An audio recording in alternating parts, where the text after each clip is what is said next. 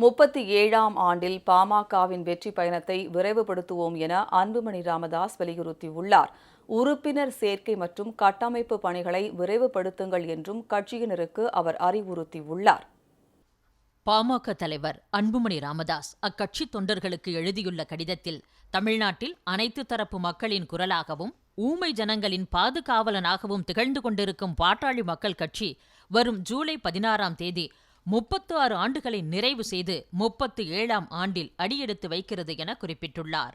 இந்த மகத்தான தருணத்தில் இந்த மாபெரும் மக்கள் இயக்கத்தை கட்டி எழுப்பிய மருத்துவர் ராமதாசுக்கு வணக்கங்களையும், உலகெங்கும் வாழும் பாட்டாளி சொந்தங்களாகிய உங்கள் அனைவருக்கும் உளமார்ந்த வாழ்த்துக்களையும் தெரிவித்துக் கொள்கிறேன் என்றும் அவர் குறிப்பிட்டுள்ளார். பாட்டாளி மக்கள் கட்சி என்றாலே நினைவுக்கு வருவது சமூக நீதியும் மக்கள் நலனுக்கான போராட்டங்களும் தான். 36 ஆண்டுகளுக்கு முன் சமூக நீதி போராளி மருத்துவர் ராமதாசால் பாட்டாளி மக்கள் கட்சி தொடங்கப்பட்டதன் நோக்கமே அனைத்து மக்களுக்கும் சமூக நீதியை வென்றெடுத்து கொடுக்க வேண்டும், அனைத்து தரப்பு மக்களின் இருக்கும் உரிமைகளை பாதுகாக்க வேண்டும், இழந்த உரிமைகளை மீட்டெடுத்து கொடுக்க வேண்டும் என்பதுதான். இந்த பாதையில்தான் நமது பயணம் தொடர்கிறது. பாட்டாளி மக்கள் கட்சி தொடங்கப்பட்டு 36 ஆண்டுகள் ஆகியும் நம்மால் இன்னும் ஆட்சியை பிடிக்க முடியாமல் இருப்பது பெரும் குறையாகவும் வருத்தமாகவும் இருந்தாலும் கூட, தமிழ்நாட்டு மக்களுக்காகவும் சமூக நீதிக்காகவும் நாம் ஆற்றிய பணிகள்தான் நமது மனதிற்கு நிறைவை தருகின்றன.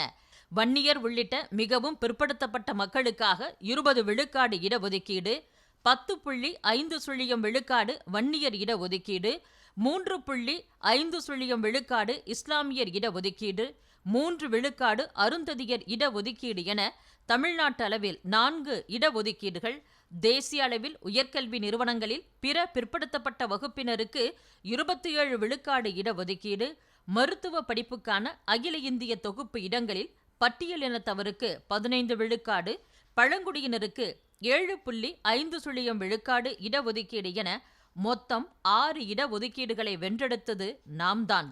இவற்றில் 2 இடஒதுக்கீடுகளை மருத்துவர் ராமதாஸின் வழிகாட்டுதலில் வென்றெடுத்தவன் என்பதை எனது சமூக நீதி பயணத்தில் கிடைத்த சான்றிதழ்களாக நினைத்து பெருமிதம் கொள்கிறேன்.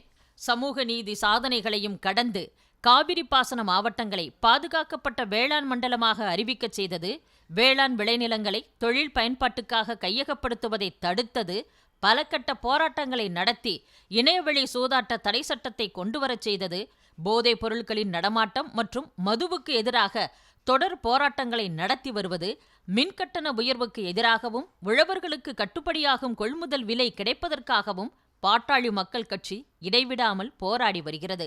தமிழ்நாட்டின் அங்கீகரிக்கப்பட்ட எதிர்க்கட்சியாக இல்லாவிட்டாலும் மக்களுக்காக களத்தில் இறங்கி போராடுவதில் அன்றும் இன்றும் பாட்டாளி மக்கள் கட்சிதான் உண்மையான எதிர்க்கட்சியாக திகழ்ந்து கொண்டிருக்கிறது.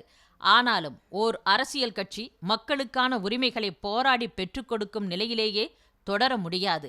மக்களின் தேவைகளை நிறைவேற்றிக் கொடுக்கும் நிலையை எட்ட வேண்டும் என்பதே நம் அனைவரின் நோக்கம். அந்த இலக்கை நோக்கிய பயணத்திற்காகத்தான் நாம் அனைவரும் தயாராகி கொண்டிருக்கிறோம். வலிமையான சுவர் இருந்தால்தான் சித்திரம் வரைய முடியும்.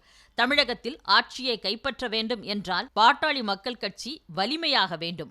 அதற்கான நடவடிக்கைகளின் ஒரு கட்டமாகத்தான் பாட்டாளி மக்கள் கட்சிக்கு புதிய உறுப்பினர்கள் சேர்க்கை, வாக்குச்சாவடி முகவர் குழுக்களை அமைத்தல் ஆகிய பணிகளை தொடங்கியிருக்கிறோம்.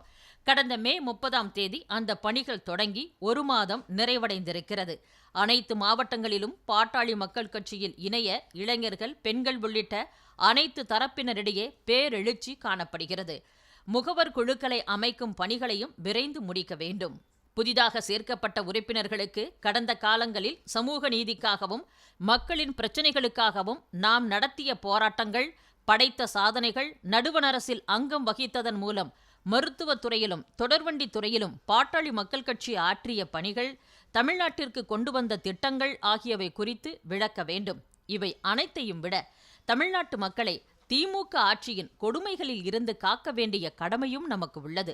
அதனால்தான் சமூக நீதிக்கான உரிமை, வன்முறையில்லா வாழ்வுக்கான மகளிர் உரிமை, வேலைக்கான உரிமை, விவசாயம் மற்றும் உணவுக்கான உரிமை, வளர்ச்சிக்கான உரிமை, அடிப்படை சேவைகளுக்கான உரிமை, கல்வி நலவாழ்வுக்கான உரிமை, மது மற்றும் போதைப் பொருட்களால் பாதிக்கப்படாமல் இருக்கும் உரிமை, நீட்டித்திருக்கும் நகர்ப்புற வளர்ச்சிக்கான உரிமை, ஆரோக்கியமான சுற்றுச்சூழலுக்கான உரிமை ஆகிய 10 உரிமைகளை தமிழக மக்களுக்கு மீட்டெடுக்க வேண்டும் என்ற நோக்கத்துடன் மருத்துவர் ராமதாஸின் பிறந்த நாளான ஜூலை 25ஆம் தேதி முதல் தமிழ்நாடு நாளான நவம்பர் 1ஆம் தேதி வரை தமிழ்நாடு முழுவதும் தமிழக மக்கள் உரிமை மீட்பு பயணம் மேற்கொள்ளவிருக்கிறேன். இவை எதுவுமே தனித்தனியான நிகழ்வுகள் அல்ல.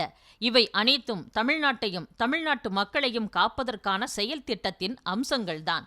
தமிழ்நாட்டை காப்பதுதான் பாட்டாளி மக்கள் கட்சியின் நோக்கம் எனும் நிலையில் இவற்றை சிறப்பாக செயல்படுத்துவதற்கான உறுதிமொழியை ஏற்றுக்கொள்வதுதான் பாட்டாளி மக்கள் கட்சியின் 37ஆம் ஆண்டு தொடக்க விழாவில் நாம் அனைவரும் செய்ய வேண்டிய முதன்மை செயலாகும்.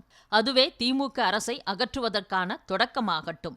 பாட்டாளி மக்கள் கட்சியின் 37ஆம் ஆண்டு தொடக்க விழாவை அனைத்து கிளைகளிலும் குறைந்தது ஓர் இடத்திலாவது முறையான அனுமதி பெற்று கொடிக்கம்பம் அமைத்து பாமக கொடியேற்றி கொண்டாட வேண்டும்.